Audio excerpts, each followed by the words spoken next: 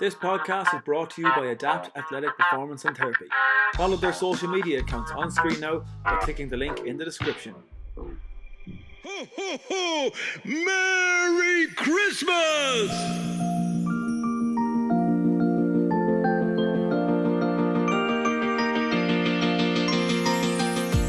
You're listening to the Ball Talk podcast with me, Ryan Bailey, and this is part of a new mini-series called the 12 Pods of Christmas. Over the Christmas period, I'll be bringing you 12 different podcasts with some new and some old faces. Please like, share and subscribe, and I hope you enjoy.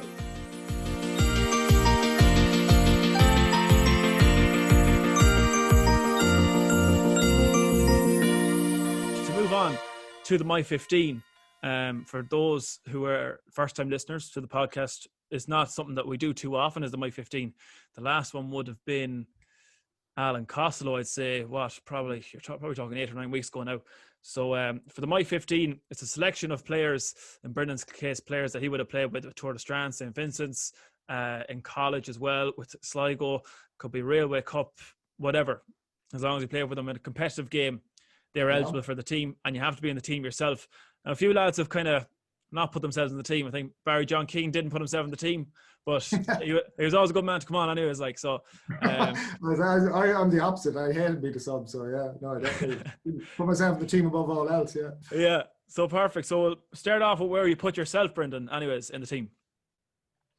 Well, you actually brought up the fact that you would see me all these different numbers. The funny thing was when in the early part of my side career, when you used to keep your jersey, like I had the biggest collection of different numbers you'd ever see because I've been constantly named, and for some reason I was always the player that was named in the dummy position as well. Like I didn't start that kind of final at number 11. I started at wing forward. I say Marky B is still snapping that he didn't get the number 11 jersey, but anyway. It was just funny the way it worked out. So anyway, my favorite position is my favorite position is midfield, but I haven't played that since I left Tour de Strand. And I'd put myself at wing back if I was put myself in this team. That's for sure. Yeah. The most successful years have been with Vincent, and there's a lot of responsibility playing centre half back. So yeah, no, I'll stick myself out in the wing. Let someone else do it. But as you said there with the numbers as well, because I was looking back to see, I was trying to see when did you leave Tour de Strand? And I was looking at 2009, and I looked up on Wikipedia because there's actually they have the majority of the two teams from the county finals on Wikipedia. They'll have the 1 to 15, and it came up. Was it 2009 or 2011? It just said B. Egan at 14. I was like, geez, was Brian in then? I was like, oh, Brendan must have been gone. But then looking back at the pictures, and it was the year against Harps, and you had 14 on your back then. Yeah. Well, that actually is to do with the whole thing coming home from Sweden. So Anthony Brennan was manager, and Anthony's always a hard man to impress. So he did tell me I was in good shape that year, but he wasn't going to give me any compliments about my playing. And I think we'd been down by like 11 points or something like this against St. John's in the semi-final. And myself and Eamon O'Hara were on the bench, and people were heckling Anthony to get us on or whatever. And the funny thing was, Eamon had picked me up at the airport the night before, and we'd come down and basically spent the whole time complaining about how both of us weren't going to be starting the next day, even though we absolutely no reason to be starting. So anyway, we got on. I think did we come on in the first half, or maybe it was half time we both came on. And anyway, we overturned this deficit. Basically, I can remember it was like a flood of players going through me, him, Stephen Henry, Gary Gaughan, everyone was flying forward. And we eventually pulled that game out of the fire. But come the final, then he kind of had to start us, and the only way to fit me in was to stick me in the full forward line. But the first half was going absolutely terribly. I was getting no ball. I don't even really know how to play full forward. And I just decided to come out the field by myself. And it turned out that I just ended up getting on a load of ball. And I did remember reading a report on the game afterwards. Maybe it was someone from the Sligo champion referring to what a great game I'd had out around the middle of the field. Little did they know I'd been named to pull forward, and I got no permission to come out the field, but just couldn't bear standing in there any longer. So yeah, I did start 14 that day, that's for sure. Was that was the final against Harps? Was that the day of Shane Dunn's chip? Was it? Well, now you're testing me. I've heard about this famous chip, and I'm still to actually see footage of it. Well, if you're speaking to players like Shane has probably played even more games than me, and probably more medals. But that was one of the highlights. Yeah, I can picture the chip, but I just don't know what game it happened in. Yeah, I'm nearly sure. I think Liam Gaughan was saying it was the Harps final. I'll have to clarify that. Mm-hmm. But anyways, we'll move on to go back to the 15. So with your goalkeeper then. Well, yeah. So your point about the 15 and how you pick it, and I don't reflect too much backwards. This interview and preparation for it's probably given me the most amount of time to look backwards. But I was thinking about the picking the team and thought there's definitely a lot of players I played with that the year in DCU who went on to become great players. Like, well, we might speak of that another time, but obviously Stephen Clufton was our goalie that year. You know, how could you not put him in the team? But then again, I didn't play with him for that long. And my abiding memory of Stephen was always wanting to play outfield at training and always trying to hurt people. So I hope he won't mind me saying that. He's probably trying to hurt me the next time he sees me. But No, here, anyway. Stephen Cluxon doesn't listen to my podcast. Don't worry about that. That's true. Right, but and then so Philip Green, by the way, like Philip was a brilliant technically as a goalkeeper. And the funny thing about Philip is when he was playing in an era where kickouts were just kick them long. And I think he was probably maligned for the fact that he used just launch kickouts. But since he transferred to Dublin, I mean, I've played against him several times. He's a nightmare to play against because he's chipping the ball out and he's chasing out after and all this kind of stuff. So he probably just is the wrong man at the wrong time. But anyway, what I'm getting to the point of saying is that Michael Savage from Vincent's has been, the best goalie I've played with from the point of view is that he was almost another outfield player. Like the amount of attacks that he started and his general, embracing the short kick out. Made very few mistakes, if any, that I can really remember. And as well as that, he's actually a brilliant shot stopper as well. So he'd get my choice as number one. The full back line then? This is easy. It's probably boring. It's like, Charlie Harrison, Noel Maguire, Ross Donovan, they were our full back line for the 2007 competition, but they for the win. And obviously, I think Ross and Charlie goes without saying they'll be in a lot of Sligo players' teams. But as a unit, Noel was absolutely critical to how good that full back line was. And I think our success was the rock that it was built on. And Noel actually didn't play full back for that much of his career. He played, a bit like myself, he moved around a lot at different times. But at that moment in time, and his leadership as captain that year and everything, they were a brilliant three. And obviously Noel finished up soon after that, but Ross and Charlie gave the best of service for many more years. And I had been playing with them literally since I was 14. We were at a School of Excellence together, and it's been more or less in and around the same teams ever since. So Ross and Charlie were in your under 16 minor, as you said, under 14 as well. So you were all the way up together. Yeah, like that age range, that was around about the time they started the Schools of Excellence in Sligo. So say Mark Brandy and Michael McNamara would have been the year ahead of us. And I'm sorry now if I leave someone out of this, but that of my age group, it was myself, Ross, Charlie, Fizzy, Paul McGovern was another one who was involved there. Johnny Davey, there's probably a couple of others as well, I'm just forgetting off the top of my head here. And then the year behind us was the likes of Brian Kern and a couple of others, maybe Tony Taylor and so on. So there was, like I was saying earlier, there was a bunch of players in and around that same age. And I think there's something to be said for what was done for that School of Excellence. Like we were kept relatively well together, throughout our teens as well. And unsuccessful as usual. I don't think I've ever beaten Mayo, for example, in any kind of competitive game. So we lost a minor championship, an under 21 championship, several Connachts. So but anyway, that was a good bunch, and they were there with me all the time. The stalwarts, yeah. And as you said, and sure, the year you're gone then in 2010, go and beat me on in a quarter final then as well. Yeah. So look, as I said, they were the winning seasons. I wasn't around for them. I don't know what you think about that. As you said, you have yourself at 5, you're 6 and 7 then alongside you. Yeah, so I definitely have Jared Brennan as centre back. Again, he was instrumental to everything we did a few years back, and very good player to play with. I'd probably make him captain as well because his leadership, his his coolness under pressure, his messaging and the way he speaks and so on is excellent. Great organizer. So and prone to the odd bit of messing on the field, but you need a little bit of that. So he'd definitely be in there. And would he be, in terms of a captain, is he the one that kind of not put his arm around you, but he'll go over to you and say, look, we're just going to do this, that, and the other on the field? Or is he take the door off the hinges sort of captain? No, he was more soft spoken, more what would you say, stern and serious, doesn't waste words, doesn't say things that don't need to be said.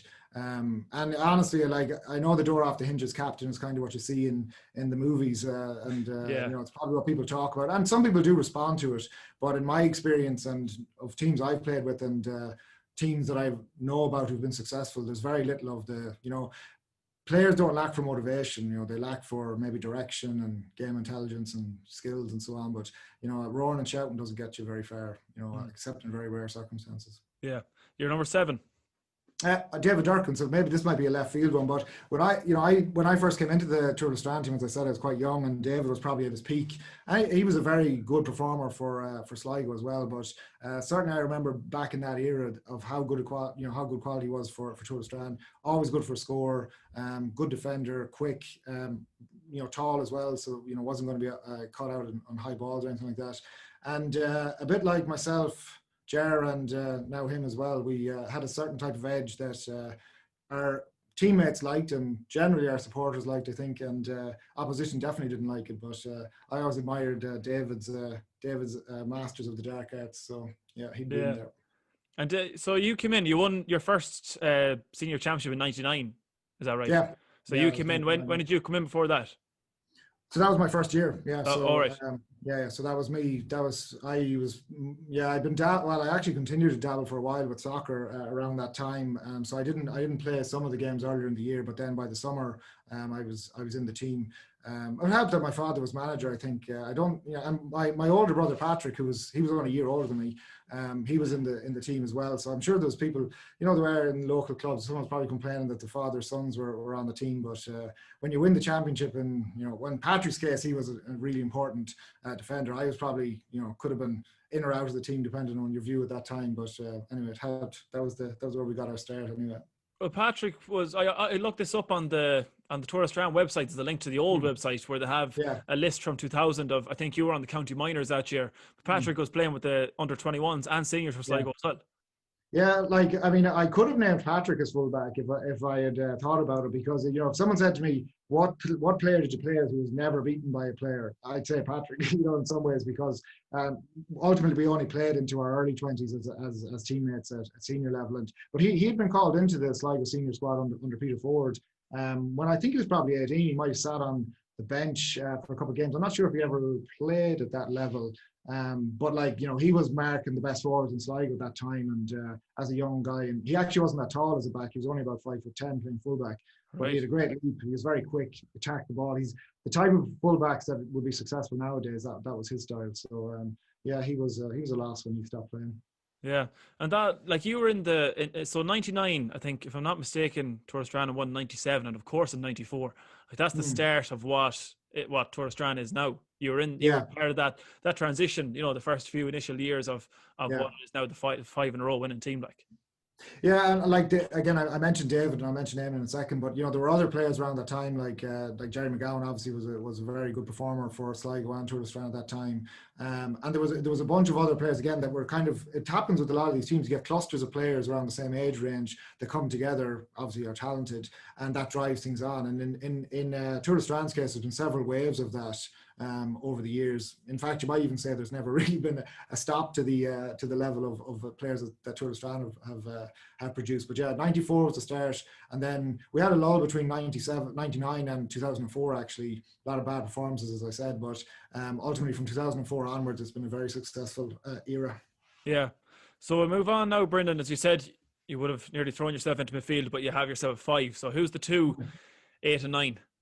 Yeah, well, obviously it's you can't have any team these days without Eamon O'Hara in it. So Eamon was the best player that I've played with, and in some ways, if you say who's the first name on the team sheet, it would always be him. He was brilliant to play with. He was a great support to me actually early on when I first came into the Sligo squad. I mean, being from Tour de Strand obviously was a good thing, but even when we were back at the School of Excellence at the age, we were 13, 14, and he couldn't have been that much older than us, but he was still the player everyone wanted to play, to meet. We didn't care about some Derry lad that was down or whatever. It was like, what's Eamon O'Hara doing? So there's that element to it as well. But we had some great days as players, and certainly his ability. I don't need to actually go into that, but all the other off the field stuff was a huge part of the early part of my career, and again, someone who I could say probably never really had a bad day, at least when I was playing with him. So later on in his I suppose his decline was actually very steep, and then it had a long tail, which you might not like me to hear me say, but it was at his peak he was by far the best that around. And you're good. Yeah, no, you're number 9 then, sorry. Yeah, so I am in Fennel. Not everyone's cup of tea, but in a situation where I look back on who was the most successful midfielder, and who did I really play well off as well. Eamon comes to mind straight away because he was very athletic. Now he picked up a lot of injuries, and that's probably what's contributed to him not playing so much in the last number of years. But he could field, he could kick, he'd get up and down the field. Very smart in terms of positional play. Ability to talk, communicate, and everything. So we had I have to say, we had a bit of a partnership in him catching ball and just laying it off to me. It was almost a guarantee that when he got the ball, I'd be on his shoulder. So no, I really enjoyed playing with him as well. So hopefully we can get him back to life over the next season. But he's yeah, time is running out. Would you be able to pick one if you were to play as a midfielder yourself? If there was one fella that you felt you had a good relationship with when you played midfield with them? Well, when Eamon and I played together, I really enjoyed it. It felt like we were walking out to battle together, and I always got a buzz off that. But we were I'm not saying I was similar to Eamon in ability, but athleticism. But neither of us were particularly tall. Now Eamon had a great leap, but the reason I could never play midfield at any level above club level was because when the game was dominated by high catching, I just wasn't tall enough. So I'd like to say Eamon O'Hara would be the one I'd like to play with, but I don't think that would be a winning midfield combination, as we found out a few times playing for Sligo. We actually, tell you another funny story. Another day the two of us spent the whole game complaining was I think it was a Leitrim game we lost in under Kevin Walsh in Markievicz Park, and the two of us just obviously were complaining the whole following week. And I don't know if we ever actually spoke to Kevin about it, or if he just decided. But at some point anyway, we were named midfield, I think, against Wicklow in the qualifier. So the two of us went down. Neither of us played particularly well. I ended up giving the ball away in the middle of the field with about 5 or 10 minutes to go, that they scored a goal from and knocked us out of the championship. So that year, I think Kevin might have been right to leave us out of the team. So anyway, that was 2011, wasn't it? Yeah, it was. I mean, we lost to Leitrim and we lost to Wicklow. Kevin should have been gone then, but obviously we pulled ourselves together for 2012, but 2013 wasn't a great year then after that either. So. Just before we move on to the next line of it, to the next line of the team, sorry. Looking back on your time with Touristrand, you said to yourself in midfield, is there a standout memory from playing with Touristrand? Good question. Personally speaking, in the 2004 championship, again, I had come back from the UK that year. I played that season with London, but I was playing terribly that year in the championship. And I had been playing midfield or centre forward. And my father was, again, I'm not sure if he was manager that year or if he was selector. But anyway, it left up to him to tell me the news that he was going to play me wing forward, or the team was going to play me wing forward. And I, of course, I was naive and immature at that time. I took that really badly. I kind of sulked for the first half of the game we played next. And then I just sort of got my act together. And I ended up playing like 2 or 3, 4 consecutive games of the highest probably quality of football that I played. And it was from wing forward. And those games, we actually played several of them consecutively, like over several weeks. And I remember sitting beside the likes of, Jim McDonagh and Finty Kennedy. It was every week we were turning over Markievicz Park, same guys, same jokes, same expectation of winning. We were all playing fairly well. And I have to say that I can still remember winning in 2004, and just the emotion that came over us, because we had, as I said, we had a barren spell, and yet this was, some of the most enjoyable football we had played, and it was just one after the other. As someone said to me, it kind of, for a year or two, it gave Touristrand lads the license not to grow up. I think we dined out on that win for a while, and me probably personally as well. But that was probably that spell of games and to win that championship was definitely one of the highlights of my time. We'll move on now to your half-forward line. Yeah, so Shane Carthy from Vincent's I'd name wing forward. Shane's probably one of the best athletes that I've played with. Again, very smart player, never gives the ball away. For some reason, he's always very high on the possessions as well. He just seems to get himself in position to take balls, and he was brilliant off both feet. He's a very hard trainer, practices a lot in terms of his kicking and so on. So I definitely have him in my team. He was a scoring wing forward. The reason he didn't play for Dublin was probably just the fact that they had so much of similar style players at the era when he was at his peak. And, to be honest, he was probably lacking an explosive step that, again, like I said, that type of athleticism is everywhere in Dublin. So that's probably where he suffered. But he's been a brilliant player for us at club level. Perfect. Number 11. Sorry, No, yeah, 11. Yeah, no doubt about this. So yeah. Dermot Conley would be the number 11. There's not much to say. I mean, people always ask me who's better, Dermot or Amo, but they're for different reasons. I consider them, different players. So as I said, Eamon would be the man I'd have, first name on the sheet. But Dermot was definitely the most skillful, best technical player I've ever played with. He's actually probably the best athlete as well.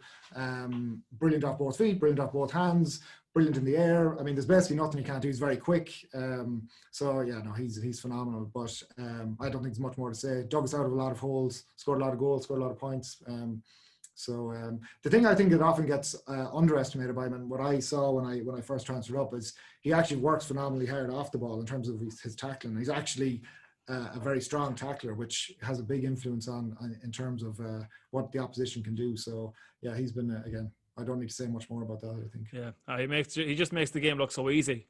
Yeah, he does. Makes it look pure simple. And you're number 12 then? Yeah, so I went for Brian Kern on this, which Brian was not a scoring forward, no more than myself when I played there, and we kind of played in tandem as two disruptors. But I think there's a place for someone like Brian in the team, because he always was very consistent, very high quality performer a lot of times. And like I say, he didn't score, so people probably didn't pay much attention. That's the way the game sometimes is. But you look back at any of the games that we were successful in down the years with Sligo when he was playing wing forward, and the amount of possessions he used to take off the opposition, whether it was through tackling or winning breaking balls, and then linking up the play. Once you're doing all that, it's very hard to then pop up, and score a point as well. So, but those type of attributes are really important. And again, he was someone who again suffered from injuries and probably ended his career earlier than he should have been. But he was a tremendous asset when he was playing for us. Yeah, I know in terms of standout performances, I know you were saying that he's not a scoring forward, but I think actually one of the days he probably scored the most that he did for Sligo was the semi-final against Roscommon in 2007. Because over lockdown we were watching games to beat the band here, and that was one of the games that came on, and he just took the game by the scruff of the neck. Yeah. No, he was that again. That was a game we pulled out of the fire that day as well, actually. And it was a highlight for sure for him. Yeah. So the full forward line now, this is always a tricky one for fellas to pick, because there's so many inside forwards that you can choose from. Yeah, well, the two inside forwards weren't too difficult. The full forward is probably going to be out of left field, but so my full forward line is Tomas Quinn, Paul Hare, who I played with in London, and then David Kelly. So Mossy and David were the best goal finishers I've ever played with. It's hard to remember when they obviously have missed one or two, but it's hard to remember two better finishers of goal chances than them. David wasn't a very heavy point scorer. Obviously, Mossy is, so they probably complement each other very well. But David is basically unplayable, or was unplayable, at his peak, and he'd be in the team every day of the week. And obviously, Tomas, aside from the fact of his high achievements, I have to admire the fact that he's playing as long as I am. So he's still hanging in there as well. But his scoring record counts for the amount of clutch moments as well he's dug us out of as well. And spent a lot of time in his club career being double marked as well. So he's been an outstanding performer. And then Paul Hare. So Paul and I played for one season in London, and people, you might be thinking, why did I not name any DCU players? Like I said, playing with Cluxton, with Kevin Riley was a fullback on our team. We Paul Casey, Brian Cullen. Who else do we have there? Owen Lennon from Monaghan. We had Ronan Flanagan, Conor Mortimer, Bernard Brogan. Anyway, Johnny Johnson in that team, was he? Yes. So actually, Bernard played wing forward for us.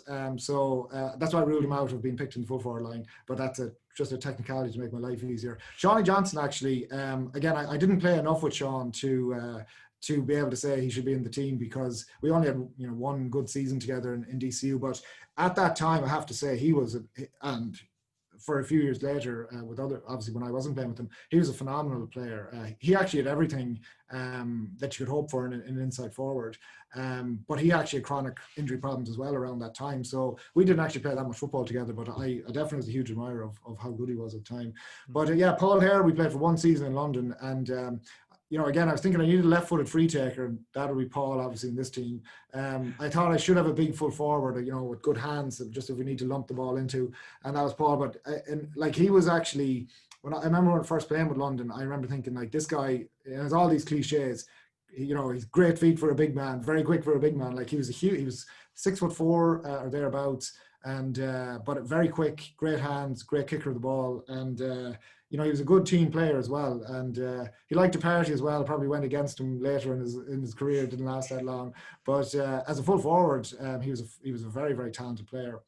So I definitely stick him in there as well. And like you played with David Kelly from the Sligo point of view, from when David came in 2006, 07 sort of time, to when he finished up, and another player, unfortunately, whose inter-county career was cut short with injuries. And you've seen David all the way through, and yes, 2011 or 2010 or so would have been his, you know, he was one of the top forwards in the country at the time. As a man playing in the half forward line or half back line or midfield for Sligo, and you're looking up and hitting the ball into a full forward or a corner forward, is there any better man to hit it into?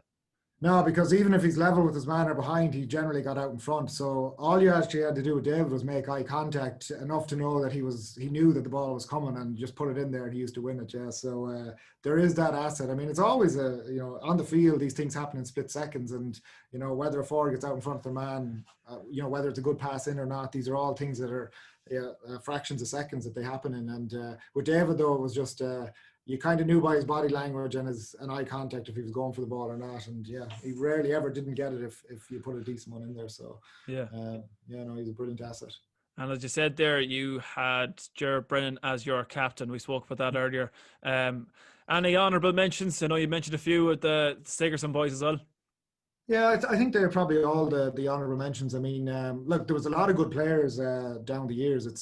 And I was finding, looking back at the team, am I picking a team to play a game and win a game here? Am I picking about the team that I enjoyed playing with and so on? So try to strike a balance there, but hopefully no one gets offended anyway. But yeah, and if someone might contact me and tell me that I left them out, I don't know if I could come back and edit this team, but we'll see. I didn't realize I wasn't as resourceful as looking up all these old team sheets and whatever. I was kind of playing by memory.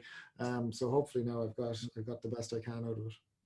Just to finish up now, Brendan, as you said, you're going back to '99 and you're playing soccer as well. You were with Rovers. Yeah, but I mean, the thing about that is I was dabbling away and playing soccer, and I wasn't actually particularly good. I was athletic enough, and as a Gaelic footballer, I was probably aggressive enough to look really aggressive to a soccer team. So I was a pretty, robust centre back, but I had a terrible touch.